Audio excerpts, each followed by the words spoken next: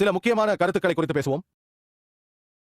இஸ்லாத்தின் மீது குறை கூறுபவர்களின் ஒரு குற்றச்சாட்டு என்னவென்றால், நபி அவர்கள் தான் குர்ஆனை எழுதவில்லை என்று பொய் உரைத்ததாகவும், எல்லாம் வல்ல இறைவன் தான் எழுதினார் என்பது இவ்வுலக ஆதாயங்களுக்காக என்று குற்றம் சுமத்துகிறார்கள். நமக்கு தெரியும், அநேக மனிதர்கள் தங்களை தாங்களே தீர்க்கதரிசிகள் என்றும் போதகர்கள் என்றும் புனிதர்கள் என்றும் கூறிக்கொள்கிறார்கள். வசதியான வாழ்க்கையை வாழ்வதற்காக அப்படி கூறுகிறார்கள்.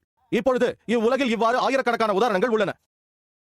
ஆனால் நாம் நபி அவர்களின் வாழ்க்கை முறையை பார்த்தோமேயானால், நபி அவர்கள் இறை தூதராக தேர்ந்தெடுக்கப்படுவதற்கு முன்பு அதைவிடவும் வசதியான வாழ்க்கையை வாழ்ந்து வந்தார்.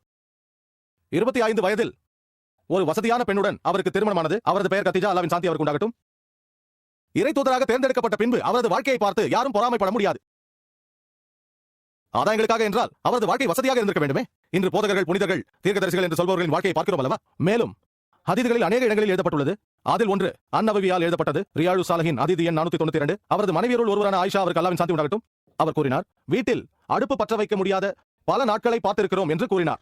ஓரிரு மாதங்கள் கூட, அதற்கு அர்த்தம் ஓரிரு மாதங்களுக்கு கூட உணவு சமைக்க முடியாமல் இருந்ததாம். பல நாட்களுக்கு பேரிச்சம்பழமும் தண்ணியும் குடித்து காலத்தை தள்ளி இருக்கிறார்கள். சில சமயங்களில் அண்டை வீட்டார்கள் கொடுத்த பால் கிடைக்குமாம்.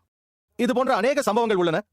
இது குறித்து குர்ஆனில் ஆயத்தும் உள்ளது. அவரது வாழ்க்கை முறை மிகவும் எளிமையானது. அவரிடம் எல்லா சக்திகளும் இருந்தது. அவர்தான் தலைவர். நினைத்திருந்தால் அரேபியாவிலேயே மிகவும் வசதியானவர் என்ற பெயரோடு வாழ்ந்திருக்கலாம். அதனால்தான் ஒரு தருணத்தில் அவரது மனைவியர்கள் எதிர்ப்பு தெரிவித்தார்கள். வசதியான ஒரு வாழ்வை வாழ நம்மிடம் வாய்ப்பு உள்ள பொழுது இப்படி ஒரு வாழ்வை ஏன் வாழ வேண்டும் என்று அவர்கள் கேட்டார்கள். உடனடியாக எல்லாம் வல்ல இறைவனிடமிருந்து ஒரு வசனம் வந்தது. சூரா அல்-அஹ்ஸாபில் அத்தியாயம் 33 வசனங்கள் 28-29. அது சொல்கிறது, ஓ நபியே, உம்முடைய மனைவியருக்கு சொல்வீராக, நீங்கள் இவ்வுலக வாழ்க்கையையும் அதன் அலங்காரத்தையும் விரும்புகிறவர்களாக இருந்தால் நீங்கள் வாருங்கள், நான் உங்களுக்கு பொருட்களையும் கொடுத்து அழகிய விடுதலையாக நான் உங்களுக்கு விடுதலை தந்து விடுகிறேன். ஆனால் உங்களுக்கு மறுமை வாழ்வு குறித்து அக்கறை இருந்தால் மகத்தான கூலி மறுமை வாழ்வில் கிடைக்கும்.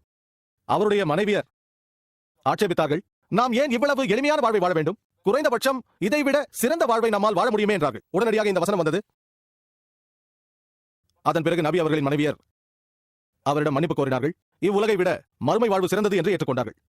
ரியாழு சாலிஹின் ஹதீதில் மேலும் உதாரணங்கள் உள்ளது. ஹதீத் எண் 465-66 பிலால் அவர்கள் அல்லாஹ்வின் சாந்தி உண்டாகட்டும் கூறுகிறார்கள், நபி அவர்களுக்கு பரிசு பொருட்கள் கிடைத்த பொழுதெல்லாம் அதை அவர் தனக்கென்று வைத்துக் கொள்ளவில்லை, எதிர்காலத்திற்காக சேமித்தும் வைக்கவில்லை, ஏழைகளுக்கு கொடுத்து விட்டார். மைக்கேல் சார்ட் என்ற அறிஞரை பொறுத்தவரையில் அவரது புத்தகமான மனித இன வரலாற்றிலேயே 100 அதிக செல்வாக்கான மனிதர்களை பற்றிய புத்தகம் அது. அதில் அவர் அலசி ஆராய்கிறார். ஆதாம் அவருக்கு சாந்தி உண்டாகட்டும், அவரது காலத்திலிருந்து இன்றைய காலகட்டம் வரையில், மேலும் எந்த போட்டியுமின்றி நபி அவர்கள் அவருக்கு சாந்தி உண்டாகட்டும் அவருக்கு முதலிடத்தை கொடுக்கிறார். நபி அவர்களுக்கு மனித இன வரலாற்றிலேயே அதிக செல்வாக்கு வாய்ந்த மனிதன் என்ற இடத்தை கொடுக்கிறார்.